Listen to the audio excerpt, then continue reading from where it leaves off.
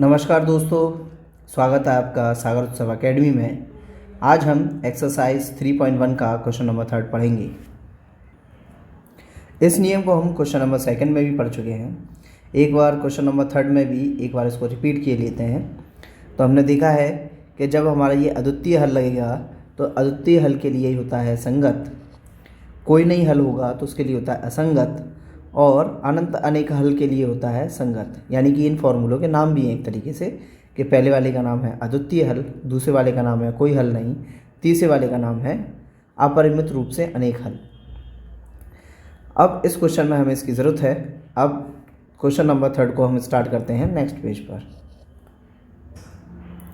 Question number 3 में हमें a1/a2, b1/b2, c1/c2 की तुलना करके हमें ये ज्ञात करना है कि समीकरणों के युग्म संगत हैं या असंगत। हमने देख लिया कि असंगत सिर्फ कोई नहीं हल का सूत्र जब लगेगा तो असंगत होगा, बाकी सबके लिए संगत होगा। तो सबको बारी बारी करके देखते हैं। तो क्वेश्चन नंबर 3 के पहले से स्टार्ट करते हैं।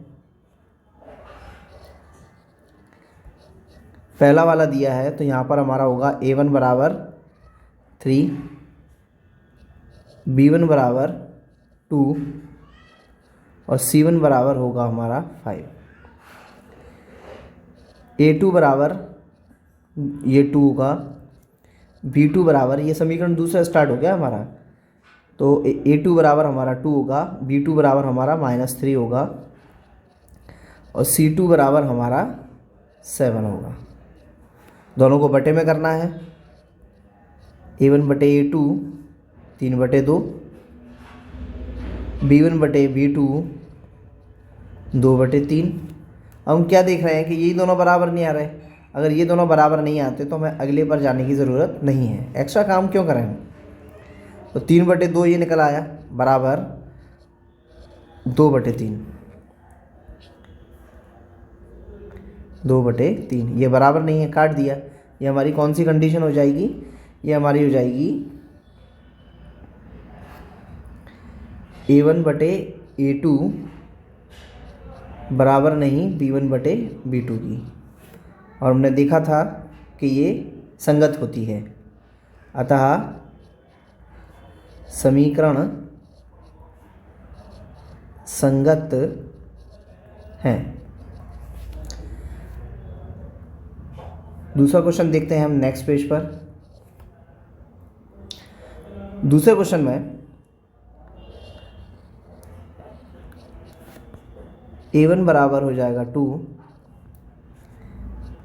b1 बराबर हो जाएगा -3 और c1 बराबर हो जाएगा 8। a2 बराबर हो जाएगा 4, b2 बराबर हो जाएगा -6 और c2 बराबर हो जाएगा 9।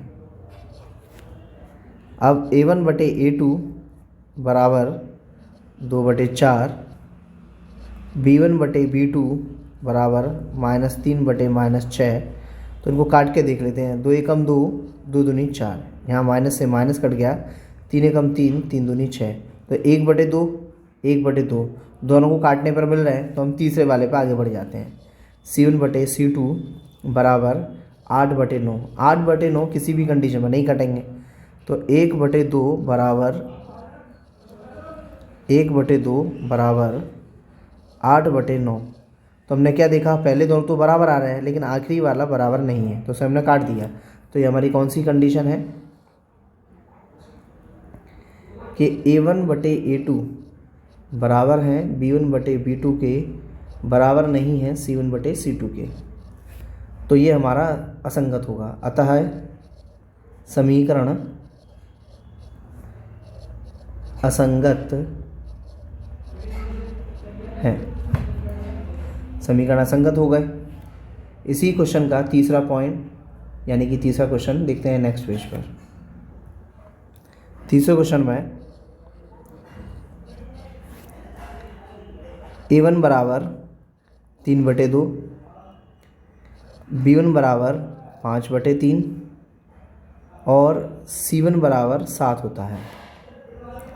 a2 बराबर 9, b2 बराबर -10 और C2 बराबर हमारा 14 आएगा। ये हमने पहले भी तुलना करके देखा हुआ है। देखिए भाई, A1/A2 बराबर 3/2, नीचे इसके आएगा 9। अब 9 के नीचे हम 1 मान सकते हैं। ये क्या है, ये पलट कर जाता है। पलट के किस प्रकार से जाएगा, ये इस प्रकार से जाएगा कि 3/2 तो हमने लिख दिया।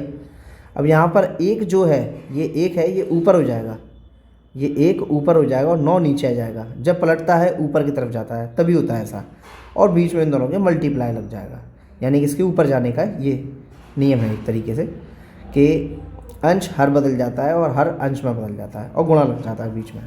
अब ये कटे तो काट लो इनको, 3 एकम 3, 3 तिरका 9, तो ऊपर वाले का आ गया 1 का 1 में करेंगे गुणा तो 1 एकम 1, और नीचे वाले का 3 का 2 में करेंगे तो 3 दूनी 6। दूसरा निकाल लेते हैं इसमें कि B1/B2, ये बनेगा हमारा 5/3, नीचे आएगा -10। इसके नीचे भी हम 1 मान सकते हैं। अब ये भी पलटेगा तो उसी प्रकार से पलटेगा, 5/3 तो है ही, गुणा लगेगा पहले, 1 ऊपर हो जाएगा, 10 नीचे हो जाएगा, पलटने का नियम 10, और जो माइनस लगा है वो ऊपर चला जाएगा, क्योंकि माइनस हमेशा तैरता है, ऊपर रहता है। 5 एकम 5, 5 दूनी 10, इन दोनों को गुणा कराएंगे तो 1 एकम 1 माइनस का 3 दूनी 6। अब हम क्या देखते हैं कि A1/A2 का जो मान आया था हमारे पास वो आया 1/6, और B1/B2 का मान आया वो भी आया 1/6, लेकिन यहाँ माइनस है, इधर माइनस नहीं है, तो इसका मतलब ये दोनों भी बराबर नहीं है। तो इसका मतलब हमारा क्या हो जाएगा, ये हो जाएगा 1/6 बराबर 1/6, ये बराबर नहीं है क्योंकि इधर माइनस लगा हुआ है। तो ये हमारी कौन सी कंडीशन हो जाएगी, ये हो जाएगी हमारी A1/A2 बराबर नहीं B1/B2। तो ये भी संगत है, अतः समीकरण संगत हैं।